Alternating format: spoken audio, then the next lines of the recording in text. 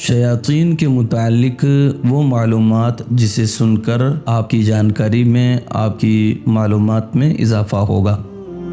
شیخ فرید الدین عطار رحمۃ اللہ تعالیٰ علیہ نے فرمایا کہ اللہ تبارک و تعالیٰ نے سجین میں بھیڑیے اور سانپ کی شکل میں 2 صورتیں پیدا فرمائیں۔ دونوں نے آپس میں جفتی کھائی اور اللہ تبارک و تعالیٰ نے ان سے ابلیس کو پیدا فرمایا۔ ابلیس کے باپ کا نام خبلیس تھا، جس کی شکل شیر یا سانپ کے مانند تھی، جبکہ اس کا ماں کا نام نبلیس، جس کی شکل بھیڑیے کی مانند تھی۔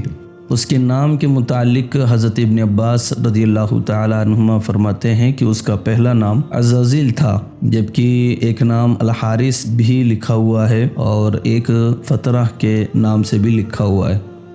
خدائے پاک کی صریح نافرمانی اور حضرت آدم علیہ السلام سے بغض و عناد کی وجہ سے خدائے تعالیٰ کی ہر نعمت اور رحمت سے وہ محروم و مایوس کر دیا گیا، یا وہ نیکی و بدی کو بندگان خدا کے لیے خلط ملط کر دیتا ہے، اس لیے اس کا نام ابلیس کے نام سے مشہور ہو گیا۔ اس کا لقب شیخ نجدی لکھا ہوا ہے اور کنیت اس کی ابو لبینی ملتی ہے۔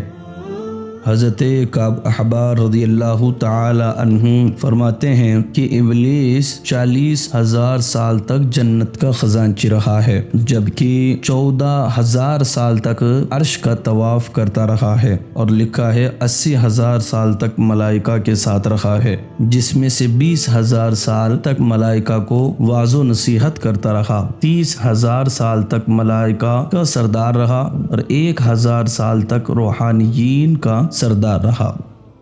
حضرت کعب احبار رضی اللہ تعالی عنہ فرماتے ہیں کہ ابلیس کو پہلے آسمان پر خسیس کہا جاتا ہے، پہلے آسمان پر اس کا نام عابد پکارا جاتا ہے، جبکہ دوسرے پر زاہد اور تیسرے پر عارف، چوتھے پر ولی، پانچویں پر تقی، چھٹے پر خازن اور 7ویں آسمان پر عزازیل کے نام سے پکارا جاتا تھا۔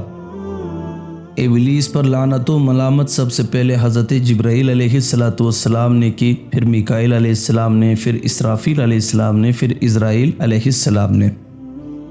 ابلیس آسمان سے دنیا کی طرف منگل کے دن اتارا گیا۔ حضرت ابن عباس رضی اللہ تعالی عنہ فرماتے ہیں کہ شیاطین کا آسمانوں میں داخل ہونا کب بند کیا گیا، اس کے متعلق فرماتے ہیں پہلے شیاطین آسمانوں میں داخل ہوتے تھے اور وہاں کی خبریں کاہنوں کے پاس لاتے تھے۔ جب حضرت عیسیٰ علیہ السلام پیدا ہوئے تو شیاطین 3 آسمانوں سے روک دیے گئے۔ جب سید المرسلین صلی اللہ علیہ وآلہ وسلم کی ولادت ہوئی تو تمام آسمانوں سے منع کر دیے گئے، روک دیے گئے۔ اور لکھا ہے کہ شیطان کے بچے کیسے پیدا ہوتے ہیں، تو اس میں لکھا ہے کہ شیطان کی داہنی ران میں مذکر کی علامت ہے اور بائیں ران میں مؤنث کی علامت ہے، دونوں رانوں کو ملا کر خود ہی اپنے سے جمع کرتا ہے، خود حاملہ ہوتا ہے اور خود بچہ جنتا ہے۔ اس کے علاوہ ان کی پیدائش کے اور بھی بہت سے طریقے ہیں، اور شیطان کے روزانہ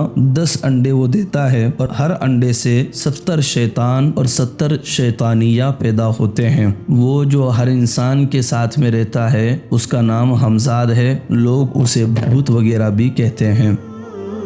شیاطین کی کل تعداد معلوم نہیں ہے، اللہ ہی اس کے متعلق بہتر جانتا ہے، اور روایتوں کے اندر بہت سے شیاطین کے نام اور ان کے کاموں کو شمار بھی کروایا گیا ہے۔ وہ شیطان جو نبی پاک صلی اللہ تعالی علیہ وآلہ وسلم کا قرین تھا، اور بطن نخلا میں جو جنات مشرف باسلام ہوئے تھے ان میں سے ایک ابلیس کا بیٹا بھی تھا جو مسلمان ہوا تھا، اور میدان بدر میں مشرکین مکہ کی مدد کے لیے شیطان بشکل سراقہ بن مالک بن جعشم اپنی شیطانی لشکروں کی قیادت کر رہا تھا، اور ابلیس لعین کی بیوی کا نام رسول لکھا ہوا ہے۔ اللہ تبارک و تعالی ہم سب کی شیطان اور اس کے مکر و فریب سے مکمل حفاظت فرمائے۔